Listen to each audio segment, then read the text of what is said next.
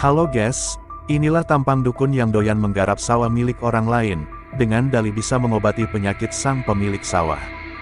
Dia adalah seorang kakek berusia 60 tahun berinisial SN, warga kecamatan Leles Garut. Sementara berkat akal bulus dengan keahlian bersilat lidah, pemilik sawah sebut saja Mawar seorang ibu rumah tangga berusia 20 tahun akhirnya harus kehilangan kesuciannya akibat sawah sempit satu kotak di kuah sang dukun. Kasat Reskrim Polres Garut, AKP Ari Rinaldo mengatakan bahwa awal perkenalan tersangka dan korban saat orang tua korban meminta jampi-jampi agar tanahnya segera laku dijual.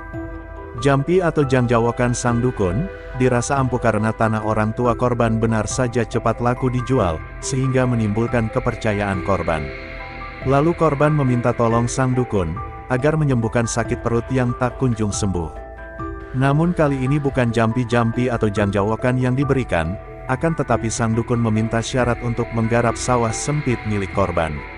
Sempat menolak, namun sang dukun mengancam, jika tak mengizinkan menggarap sawah sempitnya, maka sakit perut korban tak akan sembuh dan rumah tangga berantakan, maka dengan berat hati korban pun menuruti syarat sang mbah dukun.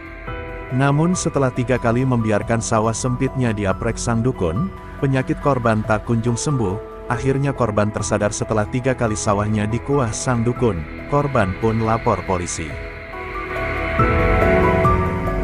Dulu orang tuanya pernah minta tolong untuk dijualkan rumah, sugesnya rumah itu laku. Nah, karena korban ini mempunyai sakit lambung yang tidak kunjung sembuh, mencoba berobat ke tersangka.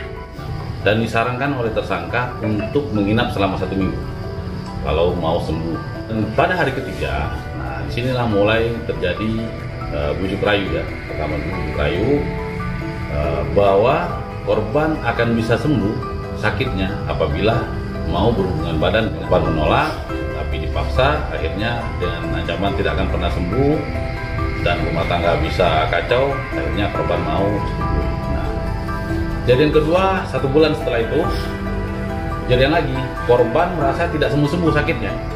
Kemudian nelpon lagi kepada tersangka, dan tersangka datang ke rumah korban, dan terjadi lagi hal yang sama. 1 bulan setelah itu, bulan Mei yang terakhir, korban menghubungi lagi kepada tersangka bahwa sakit emaknya tidak kunjung sembuh. Tersangka masih tahu kepada korban kalau dia mau sembuh, korban harus mengikuti keinginan dari tersangka. Nanti diancam rumah tangganya akan hancur dan sakitnya akan lebih parah. Karena hal itu korban merasa dipermainkan oleh tersangka, akhirnya korban membuat laporan ke Polres.